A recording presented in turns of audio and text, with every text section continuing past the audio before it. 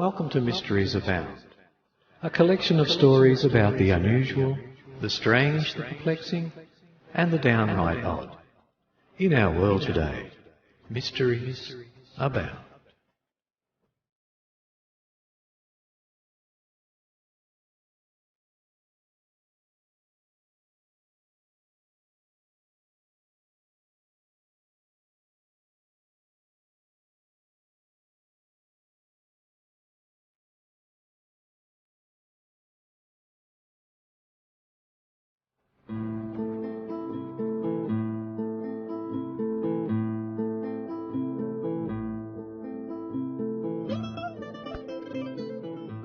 Welcome everyone to the Mysteries Abound podcast. This is your host Paul, and this is episode 87. This episode is entitled, Are Stonehenges Boulders Actually Big Bells? Some of the structure's blue stones ring when struck with a hammer. And this comes from the www.theatlantic.com website and is written by Robinson Mayer. And it's going to be our first story.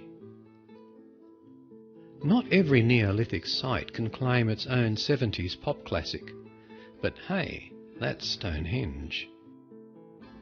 Countless theories and tools have attempted to make sense of the set of raised stones and earthworks in the south of England, categorising it as an astronomical calendar, a healing site, a burial ground, or all of them at once.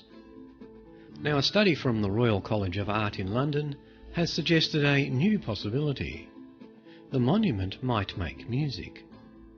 Since the 1920s, archaeologists have known that the rocks which make up the inner circle of Stonehenge came from a set of hills in Wales, a set of hills nearly 200 miles from the site.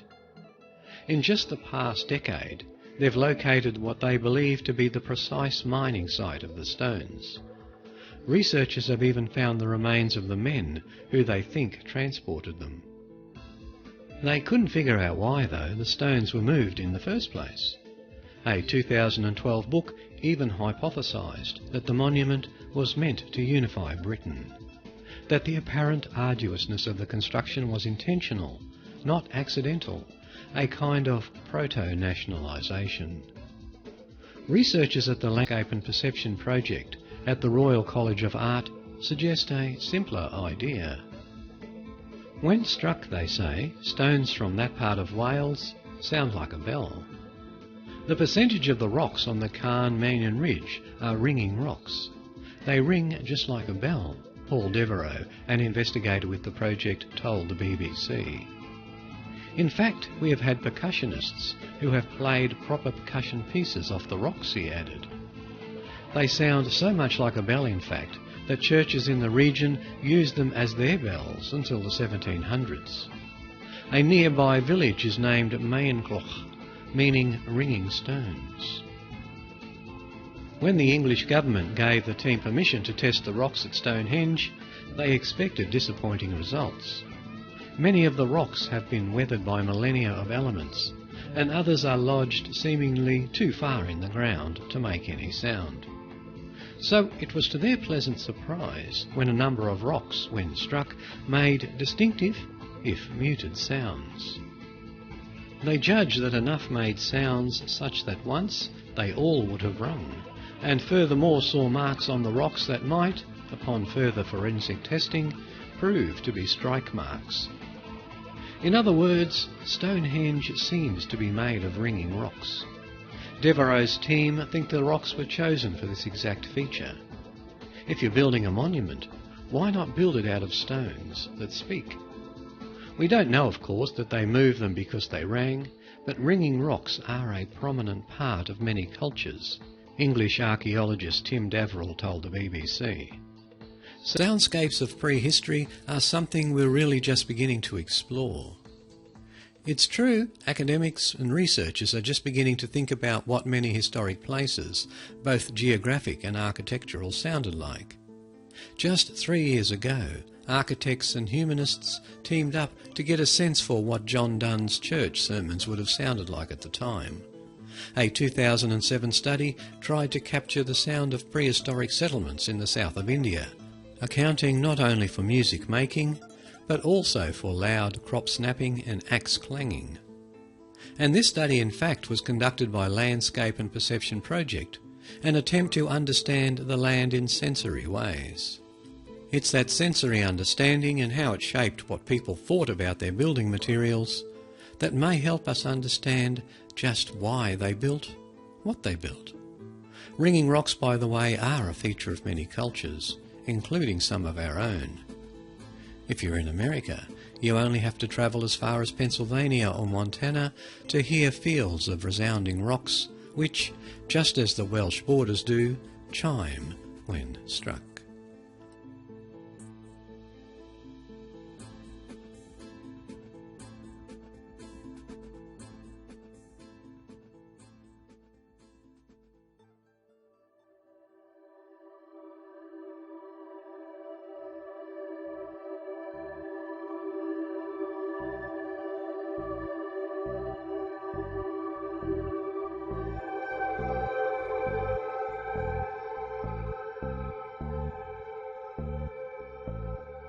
And from the www.telegraph.co.uk website, an article by Sarah Napton.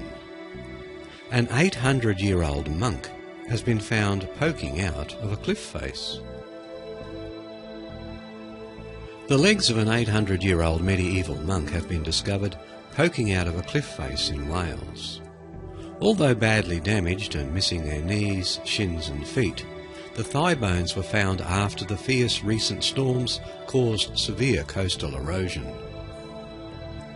They were spotted by rambler Mandy Ewington, who sent a photograph to coastal archaeologist Carl James Langford.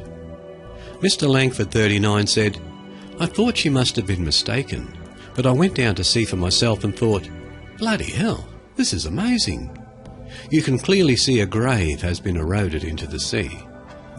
What is fascinating is you can see the two femurs being slowly revealed as the cliffs are eroded away."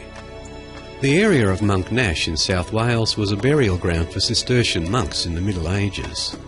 The valley is named after the Welsh Saint Ciwyd and was home to a community of Cistercian monks from 1129 until the dissolution of the monasteries in 1535. Mr. Langford said a monastic community lived close to the area and the bones appeared to be from a man in his late 20s in good health. I would say they belong to a monk from the 1200s, due to previous archaeological digs in the past, the depth of the bones in the cliff, and the history of the area. He would likely be buried with nothing except 2 shroud rings, which would have held his burial shroud in place at the head and feet. It's quite an easy picture to put together. Mr. Langford, who runs Archaeology Cymru, said the winter storms had caused huge swaths of the British coastline to collapse and precious archaeological sites were being revealed and lost to the sea. It's like watching archaeology going like the pages of a book, and the history is being revealed with every turn of the page. In just a couple of weeks we lost a foot of our coastline. If you put that into perspective, over the last 2,000 years we have lost about 1 kilometre of coastline. Erosion is accelerating so fast we can do nothing about it. We are losing burial grounds, hill forts and whole settlements, all washed into the sea. Human bones were discovered in the area in 1982 when a human long bone was found, and then in 1990 part of a human skull was picked up. 3 years later, excavations revealed 3 adults buried in an east-west line. The Quimnash burial ground is listed by the Royal Commission on the Ancient and Historical Monuments of Wales as an unofficial burial ground used by parishioners of Monknash. A 2012 report by the Glamorgan Gwent Archaeological Trust concluded that the burials found on cliffs at Quimnash were probably dating from sometime in the post-medieval period, 1485 to 1901.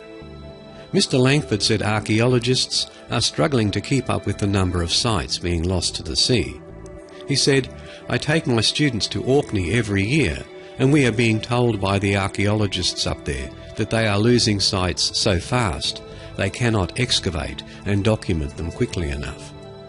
On the east coast around Norfolk, the erosion has been going since time immemorial, and now we are getting erosion on the west coast.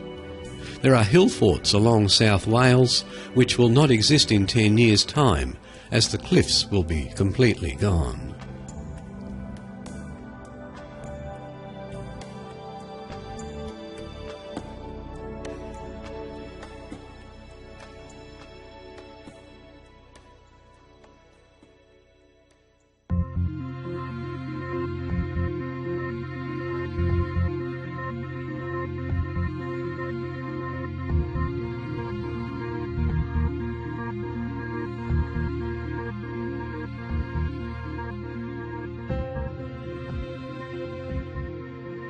Swastika. The word is a potent one. For more than 1 billion Hindus it means well-being and good fortune. For others, the cross with arms bent at right angles will forever symbolise Nazism. Yet England is seemingly awash with swastikas. Why? This article comes from the www.bbc.com website, and it's written by Lawrence Corley. Walls, Floors and Rocks, England and its swastikas. After listening to this article, it would be worth a visit to the show notes at www.origins.info and click on the link to this article in episode 87 of the Mysteries Abound podcast, because it has numerous photographs of the swastikas in question. It comes from the Sanskrit swastika and means good to be. Yet the word swastika, and perhaps even more the symbol which represents it, is very often taken to mean something very different. So much so, in fact, that when a member of the public recently asked Essex County Council why it allowed swastika motifs to be carved into its HQ building during the 1930s, some demanded the symbols be removed. The case is a perfect demonstration of the seismic shift in the swastika's reputation in the West as a result of its use by Nazi Germany. Why did Adolf Hitler and the Nazis seize the swastika? The Nazi Party formally adopted the swastika, which is called the Hakenkreuz or Hooked Cross, in 1920. Dr. Malcolm Quinn of the University of Arts London says the party picked up on the symbol's association with the Aryans, who some intellectuals of the time believed had invaded India in the distant past. They considered the early Aryans of India to be prototypical white invaders and the cultural ancestors of the German people. What Hitler did, says Dr. Quinn, was to add the swastika symbol of a conquering race to the colours of Bismarck's flag, and Germany was rebranded as a nation whose central mission was conquest and colonisation. The Nazis created a new history for themselves. Within decades, the swastika had been ripped from its Indian roots. But the swastika, or at least the shape to which it refers, predates Hitler by thousands of years. Dr. Jessica Fraser of the Oxford Centre for Hindu Studies told the BBC swastikas have been found in China, Japan, Mongolia, the ancient Mediterranean, among Native Americans, and of course the British Isles. It's the swastika's original meaning is an enigma, she said. Perhaps it is just an elegant geometry which has an instinctive appeal across the world.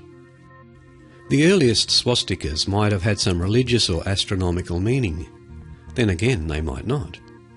One of those earliest swastikas is the swastika stone which sits proudly on the edge of Ickley Moor in West Yorkshire. The carving is thought to be early Bronze Age, dating back to about 2000 BC. Now heavily eroded from the surface of the gritstone outcrop on which it sits, the design features a grooved swastika with a number of circular hollows.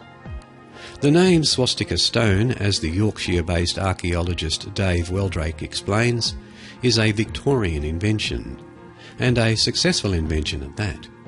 It pulls in the tourists, not because it is the most elaborate carving on the moor, but because of its name. Mr. Weldrake said it was most likely a religious carving. But there's no written record, he said. It's one of the many carved rocks in the area, which vary from the really simple to the highly elaborate.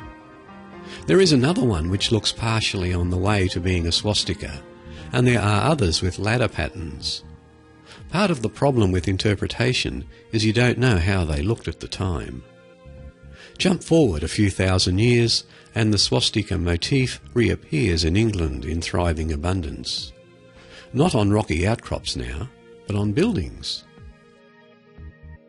Many of these motifs, says Dr. Quinn, arrived in England as a result of Britain's colonisation of India during the 18th century. The British author Rudyard Kipling, who was strongly influenced by Indian culture, had a swastika on the dust jackets of all his books until the rise of Nazism. Other swastika-based designs, including the Essex City Council building swastikas mentioned above, were most likely inspired by Greek patterns. Whatever their derivation, without knowing the intention of the architects, who included such designs on churches, government buildings, banks and railway stations, referring to them as swastikas is problematic. By and large, says Dr. Quinn, they are decorative motifs that happen to use the same symmetry group as the swastika symbol, and they mostly predate Nazi Germany. Shaunaka Rishi Das, director of the Oxford Centre for Hindu Studies, says, most Western people, when they see it, the swastika that is, they see Nazi Germany. But you have to understand that here's a tradition that is ancient, and the Germans borrow it from a culture and misuse it over less than 2 decades, and it develops an internationally bad reputation. Mr. Rishi Das told how he himself once lived in a house in Belfast, which had a tiled swastika on a washroom floor. It somehow survived the fact that American officers were billeted there during the war, he said. The daughter of the man who built the house, a well-known architect of his time, told me the symbol was a Celtic one. That house, he said, later became a Krishna temple. Although single swastika motifs, such as the one found on cottages pictured below in Aylsham, Norfolk, are not rare, it is far more common to find swastikas used in repeating patterns.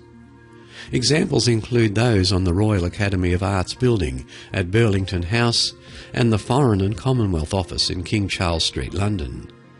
As Mr. Rishi Das found in Belfast, walls are far from the only surfaces to carry the swastika. Floors carry them too.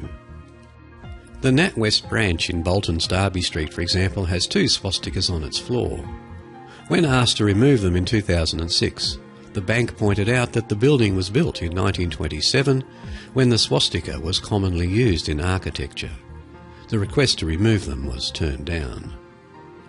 The floor of the painted hall of the old Royal Naval College in Greenwich also features a swastika design. And then there is this red and white and black swastika design outside the barriers to the District Line surface at the Upminster Bridge tube station in Hornchurch, East London. Could the swastika motif ever stage a comeback in Western architectural design? Dr. Quinn said he was not aware of any building other than temples created since World War II in England featuring swastikas. And while the swastika design may well be used in Hindu architecture, its future use on public buildings seems unlikely.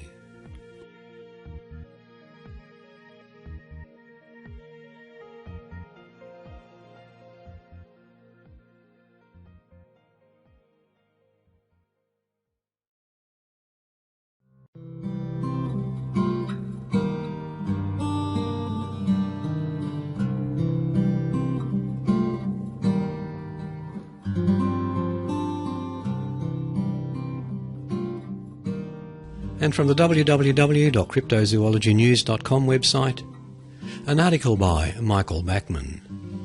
Reptilian humanoid startles bikers in the Sonoran Desert. A group of 3 mountain bikers reportedly saw a reptilian humanoid recently in the middle of a trail located in the Sonoran Desert. The bicyclists were riding the 24 hours in the old Pueblo racecourse, a 17-mile trail, when they spotted the creature. "It's a tough one," said G. Johnson, 34, a self-described business person from Tucson.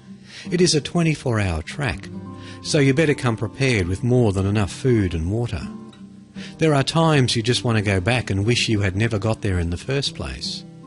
But when you saw what nature has to offer you here, well, those regrets dissipate rather quickly.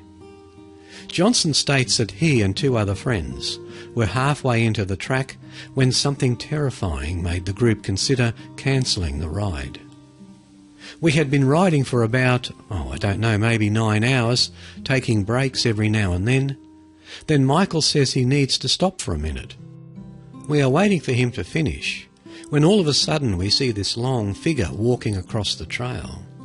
He is maybe about 6 foot tall, very, very skinny, and it had an awkward gait, like a monkey or a man with a disease. Almost robotic, kind of, he told Cryptozoology News. According to the eyewitnesses, 2 of the men were watching the strange animal, while the third one, Michael, was unaware of what was happening. Then all I remember about Michael is him saying, "What the hell is that?" or something like that, but he sounded far away. He probably used a different word instead of hell. Thing is, we had somehow walked a little towards the thing. Don't ask me why. Maybe to look at it better, not knowing what it was. Then Johnson says the creature heard Michael speak, and apparently taking notice of the intruders, its head took an eerie 280-degree turn.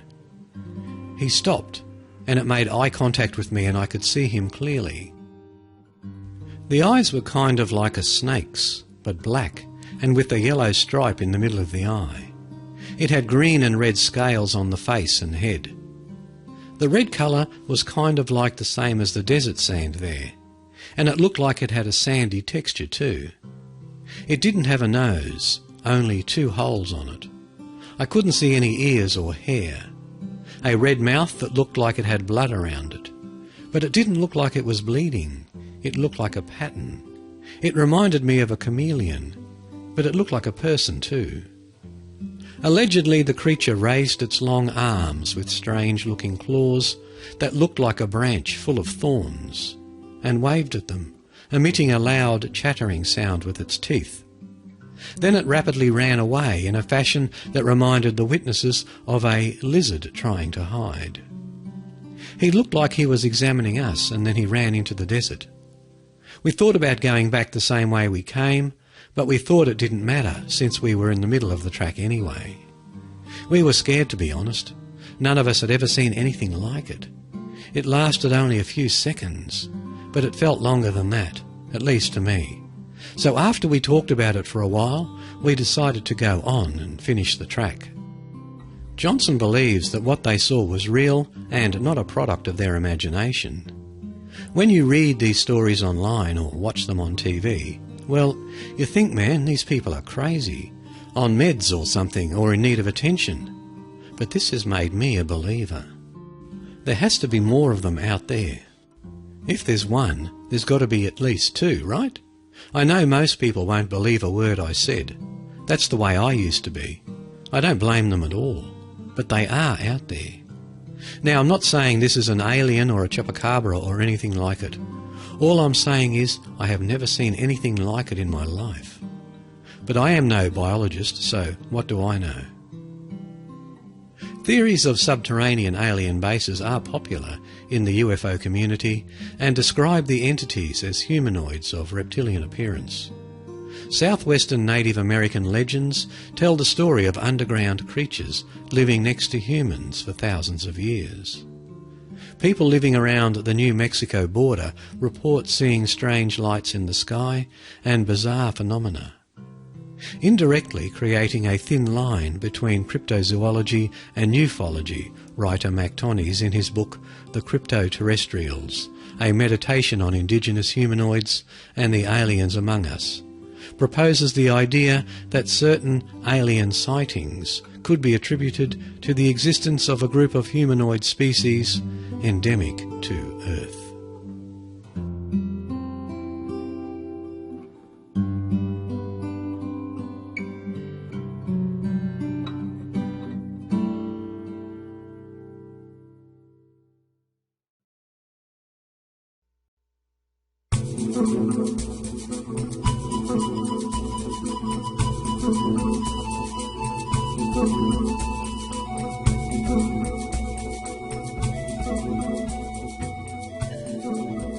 The Amazon is believed to be the world's largest river. A tough question has been where that river actually begins. Naming its source has evidently been difficult, as centuries of efforts indicate. With technology and scholarship on hand, why should deciding on the true source be so difficult? Various sites in Peru have been pinned as the source through the years. A study published online this month in the journal Area makes the case for Amazon's source to be the Mantaro River in southwestern Peru, even though the Apurimac River has been said since 1971 to be the source. Jane Lee of the National Geographic wrote on Thursday that, if accepted, the newer findings could affect measurements of the length of the Amazon River. That length is measured at about 4,000 miles by the US Geological Survey. The discovery would add 47 to 57 miles to the Amazon's length. From the phys.org website, where does the Amazon start? Study points to its source, and this is written by Nancy Olano. Exploring the source of the Amazon in this recent effort made use of a variety of measurements, including GPS tracking data and satellite images. Explorer and kayaker James Rocky Contos embarked on the effort to identify the source. The study in the journal Area, authored by Kontos and anthropologist and archaeologist Nicholas Tripcevic, is titled Correct Placement of the Most Distant Source of the Amazon River in the Mantaro River Drainage. They wrote that our results reposition the most distant source of the Amazon to a more tropical location, change the uppermost approximately 800 kilometres of river to this point, and add 75 to 92 kilometres to the river's maximal length.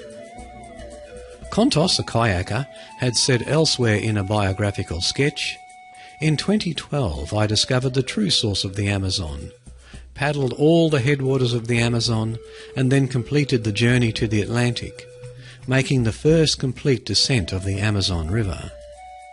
Why had the Mantaro been overlooked before this recent naming?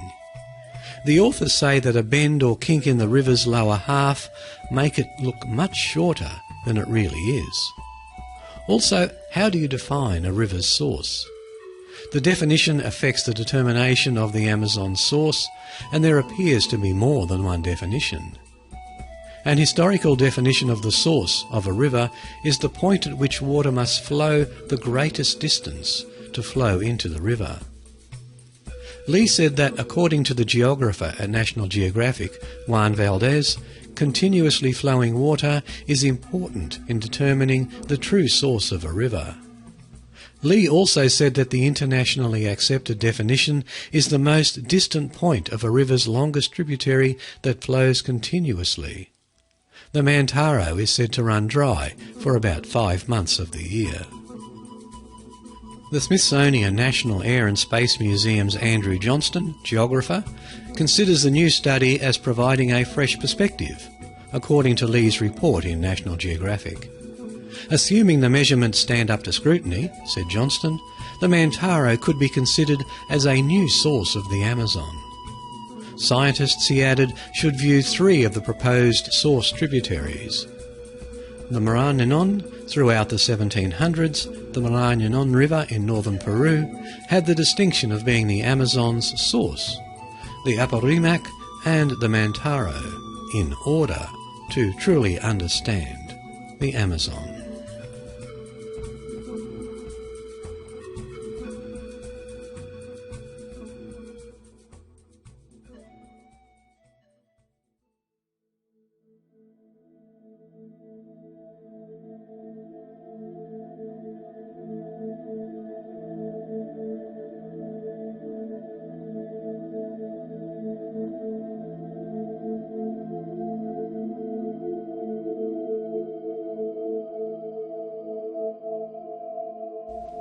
The isolation of an island makes it a perfect place for bad things to happen. From shipwrecks to cannibalism, to nuclear testing, some islands have seen nothing less than the stuff of nightmares. From thelistverse.com. An article by Deborah Kelly. 10 Terrifying Tales from Mysterious Islands.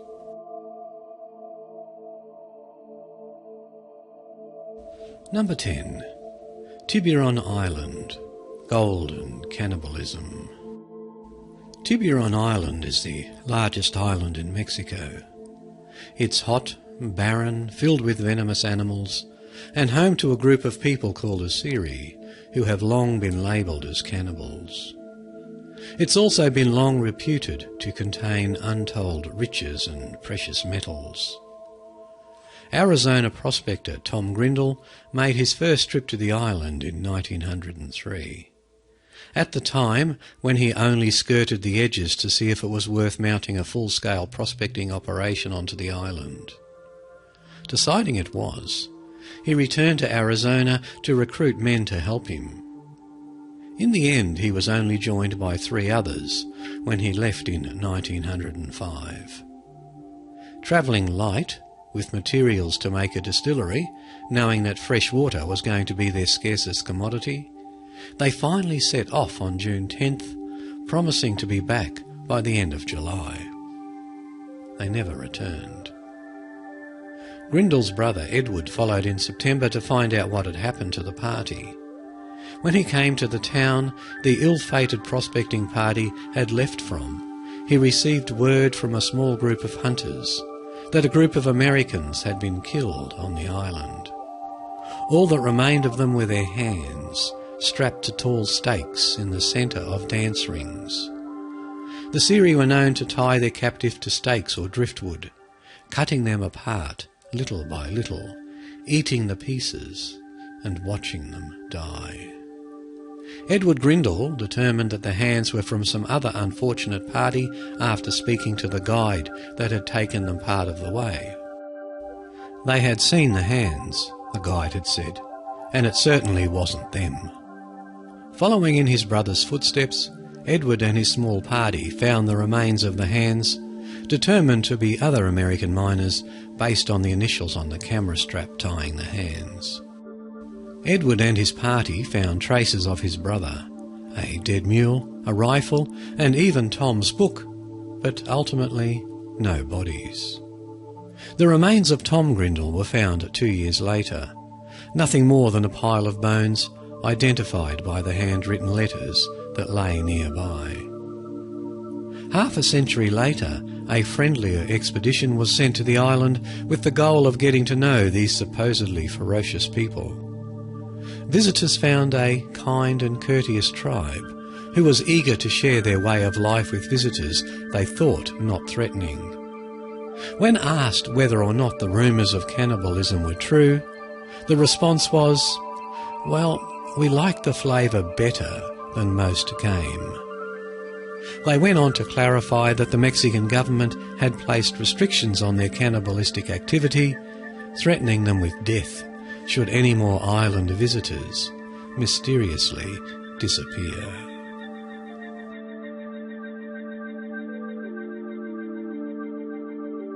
Number 9. Thilafushi, Rubbish Island. The Maldives is a tropical paradise on Earth, all white beaches and clear water. That's the image the island nation portrays to the tourists. At least, all of those tourists don't come without a price. Thilafushi is a man-made island that was created as a landfill. The best of intentions may have gone along with its inception, but with more than 10,000 tourists flooding the vacation paradise every week, well, that's a lot of trash. The so-called Rubbish Island is home to about 150 people, whose job it is to sift through the garbage and figure out what can be recycled, what can be burned, and what can be exported to other countries. But with more than 330 tonnes of garbage being dumped on the island every day, it's a losing battle, and a horrifying sight that's hidden from the tourists. Unfortunately, the sheer amount of garbage means that workers have to be less and less discerning when it comes to what they do with the trash. Much of it is burned, and that includes electronics, batteries and plastics, all dumping their smoky byproducts into the air and water.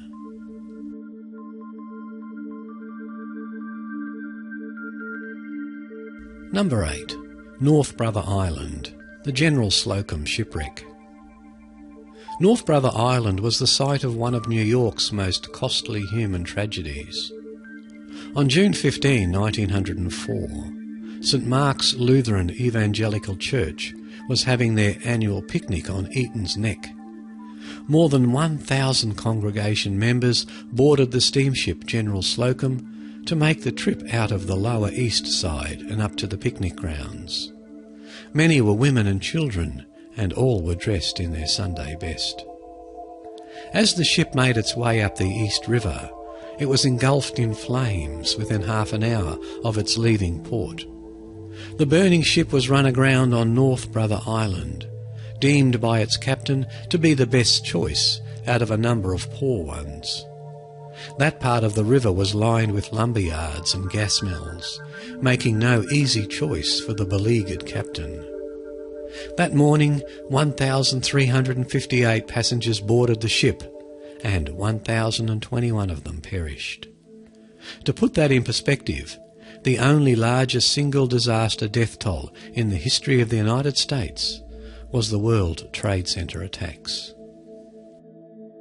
Bodies from the wreckage washed up on shore of North Brother Island, where they were laid out along the pier and shoreline. It was a tragic scene, and families wandered among the hundreds of charred, drowned bodies, searching for their loved ones. Later the captain would be tried and convicted when it was found numerous safety measures and devices had been overlooked on the ship. Fire hoses were rotted, lifeboats had been wired in place, and even the life vests were decayed to the point of uselessness, dragging poor souls beneath the river when they jumped from the burning boat.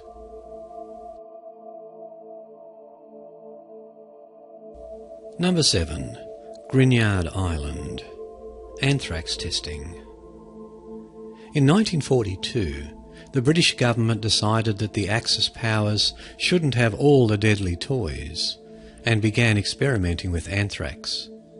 They needed some place to conduct experiments, so they headed north to an island only a few hundred metres off the coast of Scotland.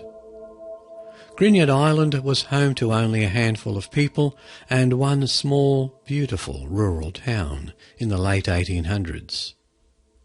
As they had largely moved on by the 1930s, it was decided that this small island was the perfect place to test the distribution and effects of anthrax. That meant taking a small herd of about 60 sheep to the island and then dropping an anthrax bomb on them. Not surprisingly, the sheep died.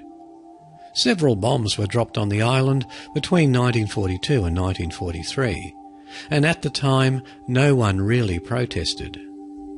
It was all a part of the war effort, after all, and what better cause was there at the time? The real problems came after.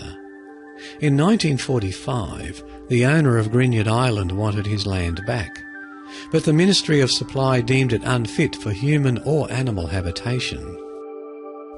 They did, however, rule that the owner, or his beneficiaries, a telling clause that suggested just how long the clean-up was going to take, would be able to buy back the island from the government once it was clean, for a sum of £500. More problems started happening when anthrax-infected corpses began washing up on the mainland of Scotland, infecting other animals. The government never told the residents of the nearby mainland what they were doing either. For those that lived through it, it was originally great fun watching these new military manoeuvres only a handful of metres away. The island was cleaned up by the somewhat questionable practice of spraying it with a mix of water and formaldehyde to kill all the spores. Sadly, once it was given the all clear that it was safe again for habitation, another proposal was lobbed in the island's direction, making it a nuclear waste dump.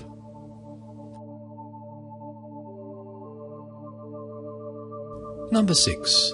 San Savolo. insane asylum. The island of San Savolo is located off the coast of Italy. Today its primary function is housing a museum to its rather disturbing past. The museum used to be a hospital that was founded in the 18th century and was first designated to serve wounded military troops. By the first part of the 19th century, however, it had become a morocomio, an institution for the insane. Interestingly, the asylum was a religious facility under the management of an ancient religious order known as San Giovanni di Dio, an order long known for its medical expertise. One of the key methods of treatment for their insane patients was absolute isolation and repression, which made the island setting perfect. The order taught the practice of what they called moral treatment, which included practices that border on brutal by today's standards. The museum features displays of restraint devices like chains, straitjackets and handcuffs, all of which were used on the patients. Electroshock therapy was also used, alongside other methods like open dialogue between patients and physicians. Perhaps even more unsettling than the outright horror of other institutions of the time is the bizarre coexistence of violence and repression with modern therapy techniques like counselling and massage.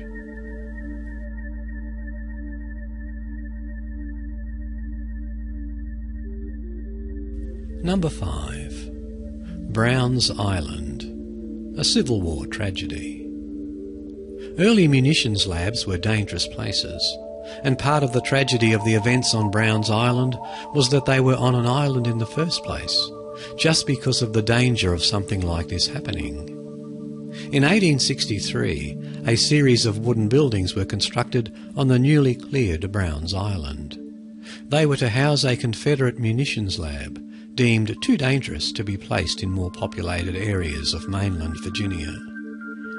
On March 13, 1863, the inevitable and unthinkable happened.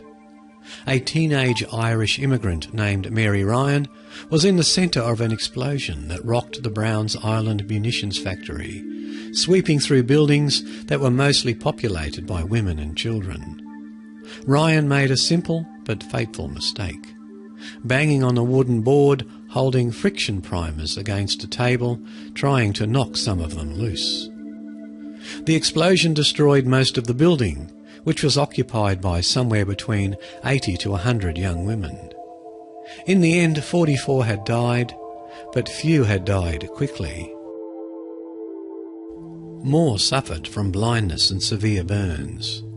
Mary Ryan herself lingered for several days before finally succumbing to her wounds on March 16 after confessing responsibility for the disaster. The ultimate cause of the tragedy was a combination of 200,000 musket caps, 3,000 friction primers, 11 pounds of gunpowder, and the presence of gunpowder dust in the air, created by girls who were disassembling faulty cartridges to salvage materials. Work resumed in the plant by the end of March, with workers lining up to fill the new vacancies.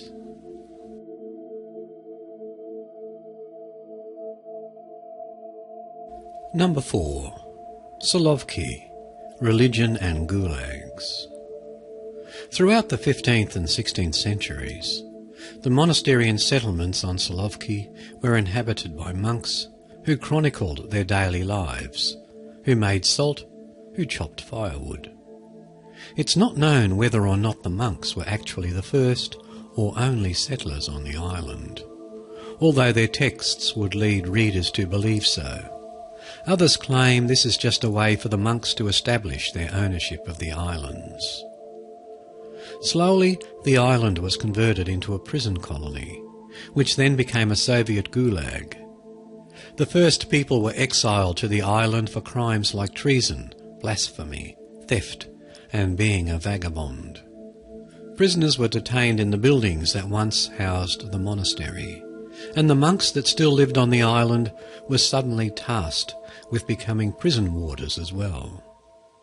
More than 400 prisoners were sent to the island by Ivan the Terrible, and by 1798 more prison-specific structures were beginning to be built. Later, the prison became a concentration camp, housing those that were deemed problematic during Russia's Civil War.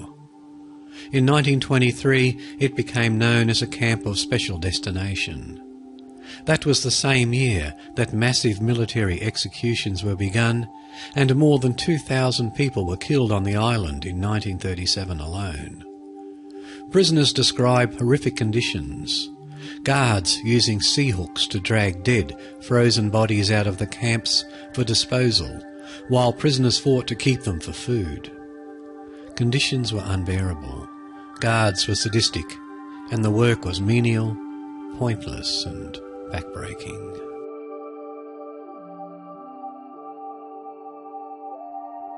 Number 3. The Cactus Dome. Nuclear containment. The Eniwetok Coral Atoll is a breathtaking ring of tropical islands in the Pacific Ocean. There are fewer islands than there were before World War II, however, as all indigenous peoples were relocated so the US government could turn the string of Paradise Islands into a nuclear testing ground. Following the first nuclear tests on Bikini Atoll in 1946, everyone on Eniwetok Atoll was relocated to Ugelang Atoll. Operation Sandstone began in 1948, and over the next decade a total of 43 nuclear weapons were detonated on the island chain. One of these, codenamed Ivy Mike, was 500 times larger than the bomb that was ultimately dropped on Hiroshima. It completely demolished the island of Ilugulab, leaving absolutely nothing left of the island save a 1-kilometre crater. The same explosion created 2 new plutonium isotopes and resulted in the discovery of 2 new heavy elements. It also left the islands and surrounding waters highly contaminated by fallout and absolutely uninhabitable. Inhabitants began relocating back to the islands beginning in the 1970s, but it was only in 1979 that decontamination efforts really got underway. These efforts included digging up all of the contaminated soil, mixing it with concrete, and dumping it into one of the craters left behind by the explosions, and finally covering the 8-metre pile of radioactive sludge with a concrete dome. As of 2008, numerous cracks have been found in the dome.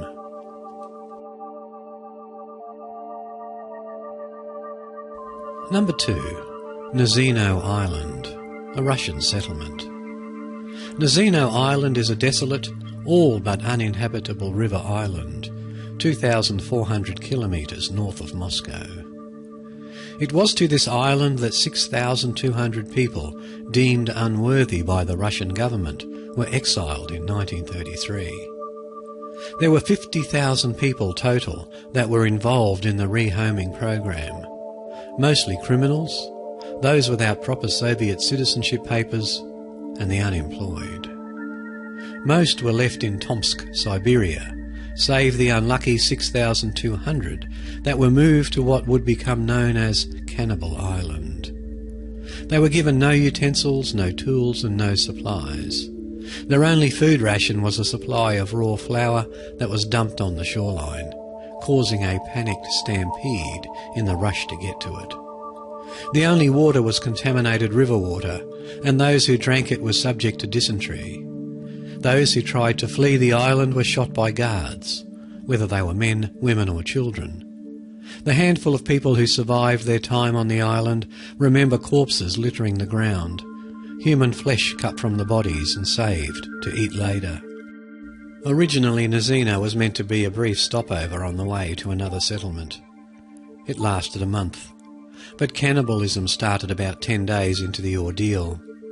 One survivor recounts seeing a young girl tied to a tree and cut to pieces by starving prisoners. The plan had been approved by Stalin and was the culmination of a 3-year directive to cleanse Russian streets of undesirables.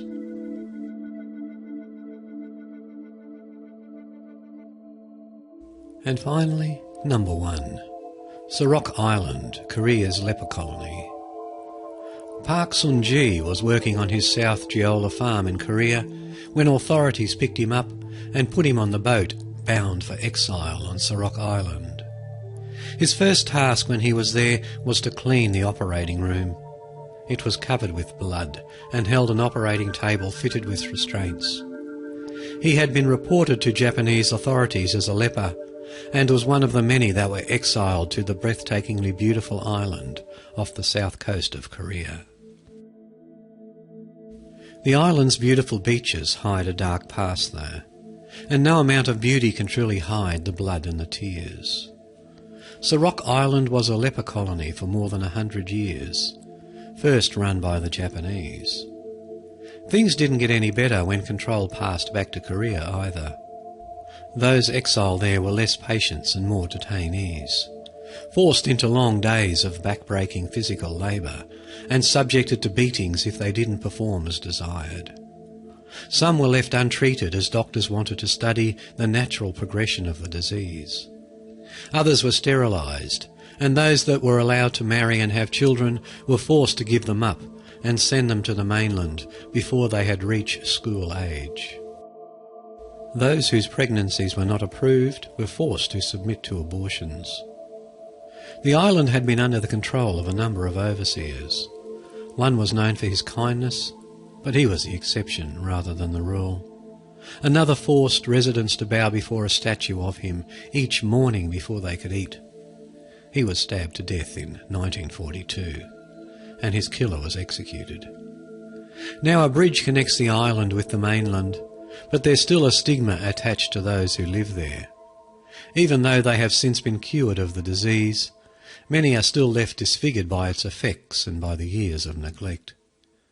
Residents originally sent to the island as young men and women were in their 80s during the building and opening of the bridge in 2007. And the paranoia and disgust they see on the faces of those from the mainland are just as bad as the treatment they once received from the doctors who became their captors.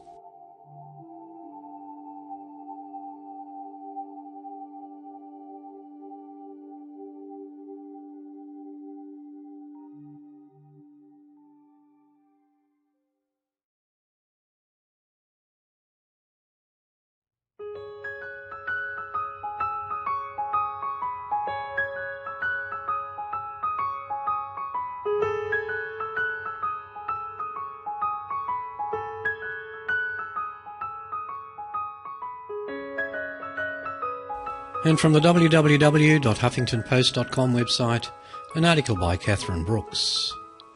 A 900-year-old Viking message decoded reads, "Kiss me." The mystery of a 900-year-old Viking message has finally been solved. Cryptologists, put down your cipher devices, because the formerly incomprehensible code that's been haunting your dreams reads in part, "Kiss me." The baffling Yontavillier code, which dates back to as early as the 9th century, has popped up in over 80 different Norse inscriptions, puzzling runologists, those who study the Viking rune alphabets, for some time. That is until Jonas Norby, a runologist from the University of Oslo, valiantly broke the code, realising a simple pattern amongst the writings. For the Yontavillier code, one would replace the original runic character with the last sound of the rune name, he explained in an interview. For example, the rune for F, pronounced Fi, would be turned into an E, while the rune for K, pronounced Korn, became N. Sounds easy, right? Nordby sifted through all the findings of rune codes in Northern Europe, mainly Scandinavia and the British Isles, to settle on his conclusion. Cryptologists previously thought the code was used to communicate secret messages, but Nordby thinks the pattern might have been instrumental in the teaching of rune instead. For instance, a means of memorising the order of the alphabets. We have little reason to believe that rune codes should hide sensitive messages, Nordby claims. People often wrote short everyday messages. Amongst them, "Kiss me," shown in coded rune in the first image above. Perhaps Nordby had stumbled on a nearly millennium-old love letter. Dare we say a Valentine? Whatever the case, runic code researchers deserve a round of applause. There's nothing like the glee felt after solving a good old medieval mystery.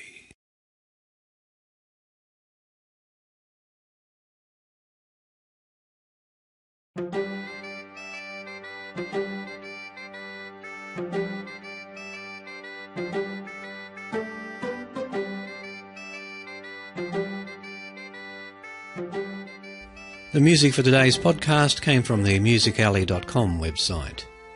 The show notes are kept at the Origins podcast website, www.origins.info.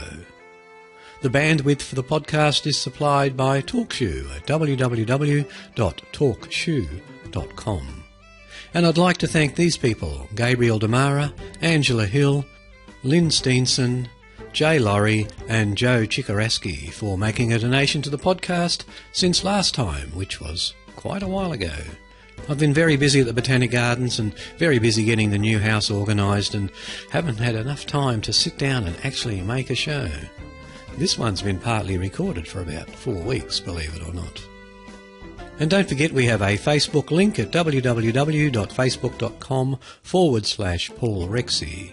If you can't remember the address, just go to the show notes and click on the Facebook link.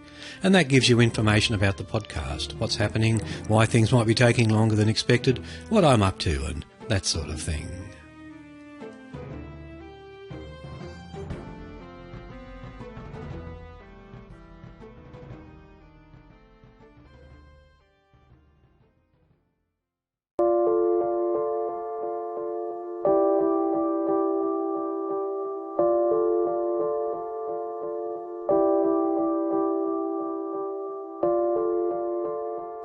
And to close the podcast today, a story from the creepypasta.com. This is called The Crying Room, and it's been credited to Mike McD. The end of the hall finally arrives, and on Todd's left a door marked 129. The keys jangle as he spins them idly on his finger like a gunslinger just after the kill. Then he notices the grimy film coating his fingers from touching the keyring. One more thing nobody bothers cleaning. Todd slides the key into the door handle. The lock snaps back like cracking vertebrae, and behind it is a sound like a gasp or sob inside the room. Todd hesitates, listening. The entire building is silent, as if it were abandoned. He pushes the door open and flicks on the light, maybe a little hastier than he'd admit. Standard room, small table by the window, wooden vanity with a cracked mirror, small entertainment centre with television set and video game console, queen-sized bed with green comforter, read as Mite Nest, which Todd promptly tears off the mattress and tosses into the corner. Bedroom so claustrophobic, the door almost touches the toilet bowl when it opens. The one thing giving it personality is the presence of the missing author's things, mostly textbooks and notes, which haven't been moved or claimed yet. The bedside clock reads 9:31 p.m. The room is quiet. Todd closes the door with his foot, tosses the key on the vanity. He pulls a packet of bleach wipes from his back pocket and begins wiping down the doorknobs, TV remote and faucet handles. It takes 20 minutes to wipe down the toilet's seat and lever. Todd Klein maintains the most abysmal rooms at the Nimbus Hotel. He used to clean the cadaver room at the university, so the eerie and the disgusting have little effect on him. He's lost track of how many years he's been a room attendant there, but it's been long enough to know the hotel should be shut down and the building condemned. The shit he's seen would turn thousands of tourists off hotels forever. The beds are a vast culture of germs and dust mites. Attendants don't wash the comforters between tenants unless they're visibly stained on both sides. The bathrooms have such thick layers of fecal particles that tenants ought to be showering with their shoes on. And God knows what's crawling around in those clean drinking glasses. That's all standard fare for a veteran hotel worker, though. It's the special, gruesome little touches that make Nimbus stand out from the other germ bordellos. Last year he cleaned a handsome spread of gooey faeces out of the bathtub in 222. Gladys, Dave and Bernie all refused to touch that one. They wouldn't touch the crusty clumps of "God, oh God, please don't be semen" in the 114's comforter either. Stone solid like petrified gum. It was a miracle Todd managed to scrub it all out. The same year as the tub shitter and the bed gum, a lady got scabies from sleeping in room 313. Gladys checked the bedspread and found it swollen full of mites, fleas and ticks. Todd had to ball it up, stuff it in a garbage bag and take it to a stretch of deserted highway and burn it. The lady got reimbursed for her stay. Todd got 7 or 8 fleas. All of that still doesn't top the crown jewel from 2 years ago, when they got a complaint about a sweet and sour stink in room 106, and found the source.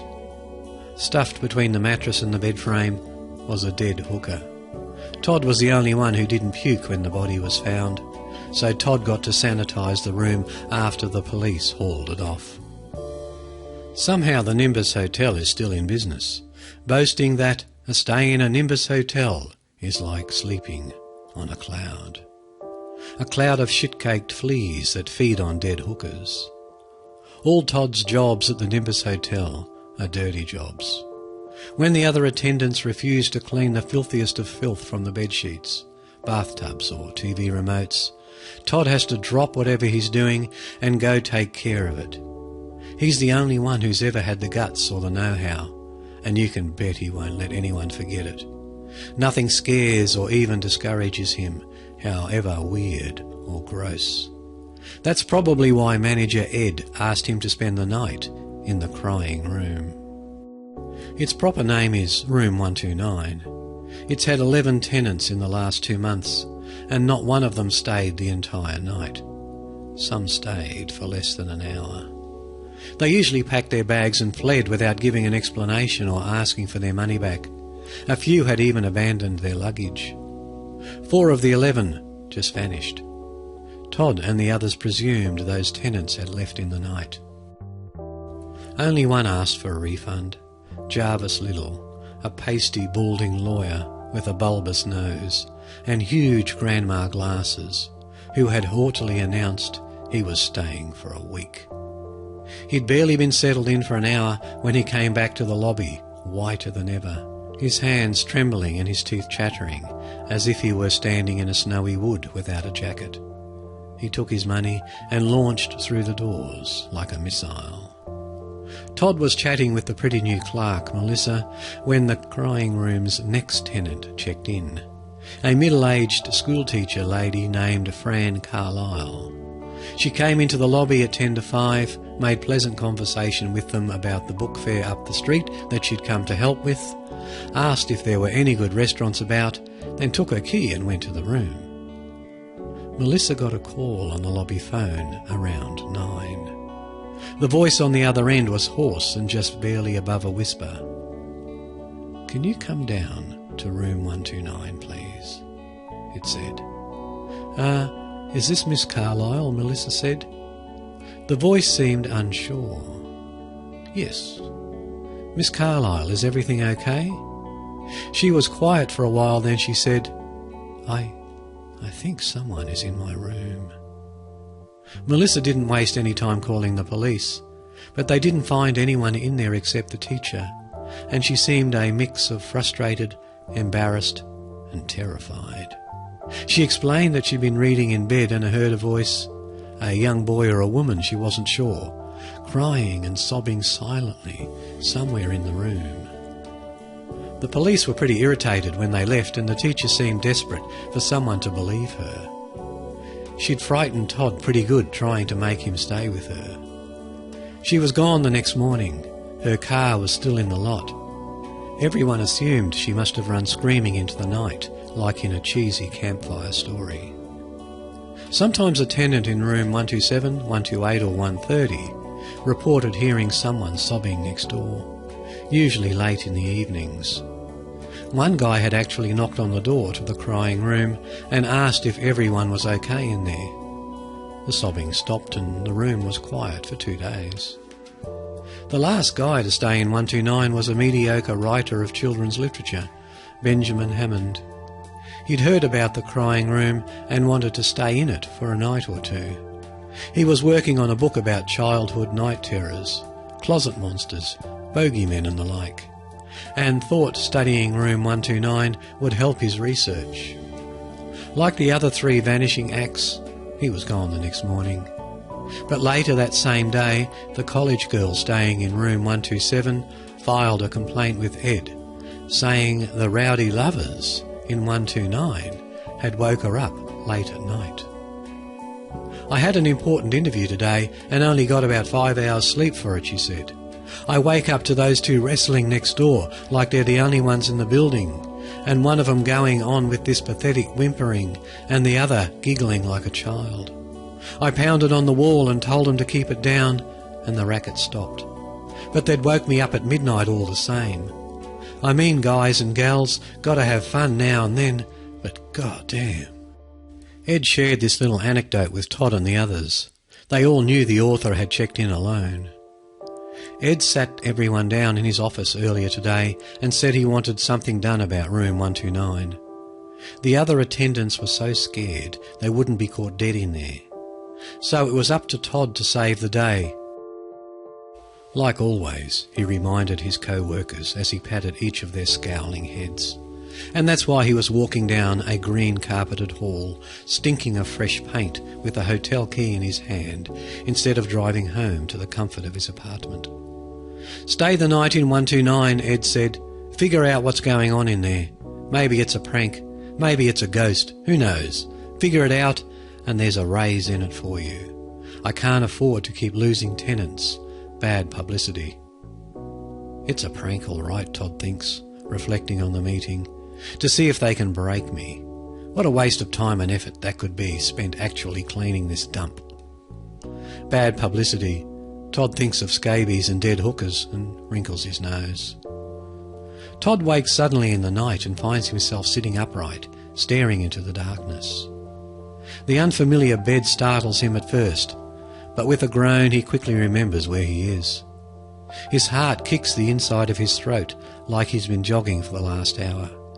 He has trouble breathing as if the air is made of lead. Neither of his arms will reach over to turn on the bedside lamp. They're frozen stiff.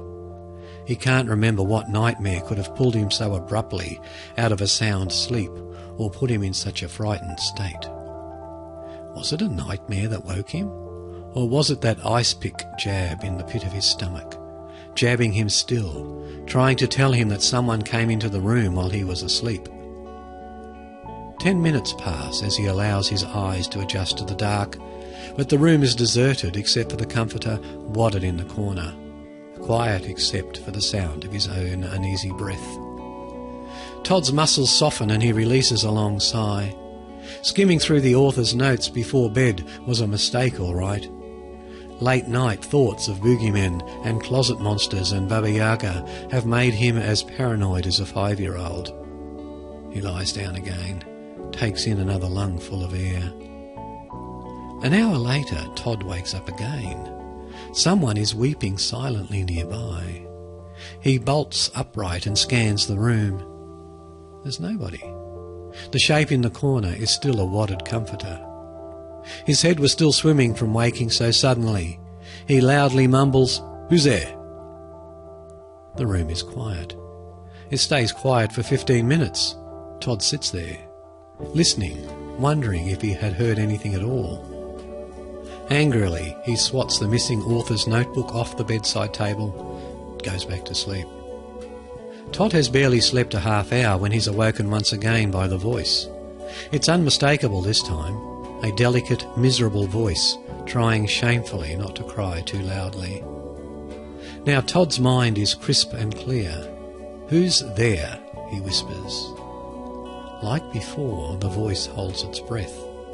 After a few minutes, it starts crying again. Todd can't pinpoint the source of the voice. It seems to come from all around him, from the room itself. He climbs out of bed to get a better bearing. He plants his feet on the carpet and stands up, wobbling slightly. The weeping suddenly stops. Something made of old leather paws at Todd's ankle. Survival instinct takes over. Todd's feet leave the floor as he lunges forward like a rabbit escaping a snapping bear trap. He twists in mid-air, crashes headfirst into the wall and lands on his side. Barbs of pain drip through the joints of his skull and fill his eye sockets. His ears are ringing. He might have cracked one of his ribs. He doesn't care. The bed has a firm hold of all his brain's conscious functions. There's nothing where his feet had been, but Todd knows something was there a moment ago. The voice starts crying again. It can't be coming from under there. Nothing could live under there for 2 months. Todd inches steadily forward, eyes never leaving the spot by the bed where the thing touched him, and turns on the bedside lamp. Somehow it makes the void beyond the bed skirt even more sinister. Seemingly of its own free will, Todd's hand reaches for the bottom of the skirt. The crying stops when his fingers brush it. It's Ed, Todd thinks, his blood sizzling like cooking oil. Or Gladys. Bitch blubbers like that all the time. Todd bites his lip and puts his ear to the carpet, inches from the bed frame. He pulls the bed skirt upward. A montage of angry curses on the tip of his tongue. The hand that reaches out to greet him is vaguely human. The ancient eyes staring at him from the shadows are not. Suddenly, Todd doesn't care if it is a prank. He doesn't care if there's a raise in it for him. And in the next 10 seconds, he doesn't care that he's running across the hotel parking lot in his boxer shorts.